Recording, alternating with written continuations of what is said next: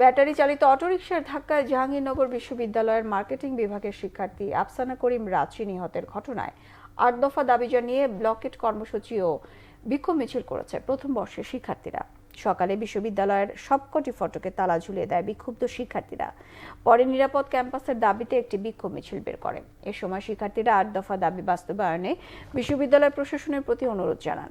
তাদের ৮ দফা দাবিগুলোর মধ্যে আছে এ হত্যার যথাযথ বিচারে ২৪ ঘন্টার মধ্যে উদ্যোগ নেওয়া, পর্যাপ্ত সড়ক বাতি, ফুটপাত ও গতিরোধক স্থাপন, যানবাহনের গতি পরিমাপক রাখতে হবে, নিহত শিক্ষার্থীর পরিবারকে যথাযথ আর্থিক ক্ষতিপূরণ দিতে হবে, নিবন্ধনহীন সব যানবাহন ক্যাম্পাসে নিষিদ্ধ করতে হবে।